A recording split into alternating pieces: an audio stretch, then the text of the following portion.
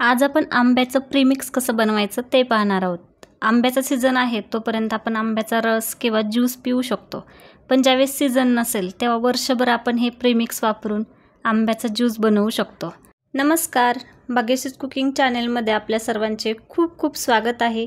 चला तर मग वेळ न घालवता रेसिपीला सुरुवात करूयात. इथे मी व्यवस्थित असे हे हापूस आंबे धुवून पुसून घेतलेले आहेत. हापूस आंबे जास्त पिवळसर असतात आणि त्याच्यामुळे आपला जो प्रीमिक्स आहे तो मस्त असा पिवळसर कलर येतो त्याला.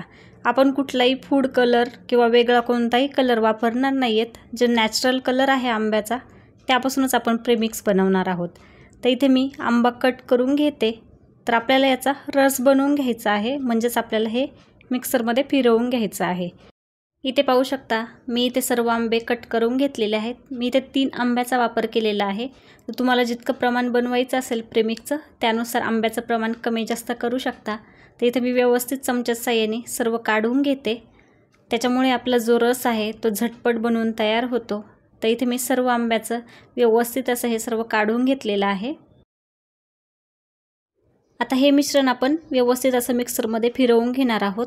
त्यासाठी इथे मी सर्व टाकून घेते आणि आपलं प्रीमिक्स मस्त असं गोड व्हावं यासाठी इथे मी साखर वापरलेली आहे. तुम्हाला जितकं गोड हवं असेल त्या अंदाजाने तुम्ही साखर वाढवू शकता. तर इथे मी व्यवस्थित असं फिरवून घेते. हे मिक्सरमध्ये फिरवताना मी थोडा पाण्याचा वापर केलेला आहे. खूप जास्त पाणी वापरायचं नाही, नाहीतर त्यामुळे आपलं जे प्रीमिक्स आहे ते व्यवस्थित बनणार नाही. इथे तुम्ही पाहू शकता मस्त अशी कन्सिस्टन्सी आलेली आहे. आता हे चाळणीवरती काढून घेतलेलं आहे आणि थोडंसं हे गाळून घ्यायचं. तर त्याच्यामुळे एकदम मऊसूत असा आपला जो रस आहे तो खाली व्यवस्थित असा निघून येतो.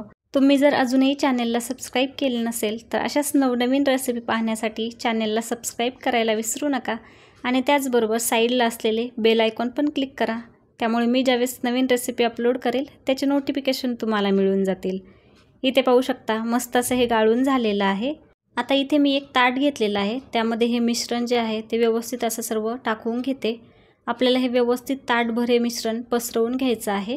आपलं प्रीमिक्स बनण्यासाठी आपल्याला हे मिश्रण 3 ते 4 दिवस मस्त असं कडक उन्हामध्ये वाळवून द्यायचं आहे. त्यामुळे आपलं प्रीमिक्स वर्षभर सहजरित्या टिकतं आणि उन्हामध्ये वाळल्यानंतर आपल्याला याची पावडर करून ठेवायची आहे. इथे तुम्ही पाहू शकता मस्त असं कडक उन्हामध्ये वाळवलेलं आहे. आता आपण हे मिक्सरमध्ये सर्व टाकून घेतोय आणि आपल्याला याची मस्त अशी पावडर करून घ्यायची आहे.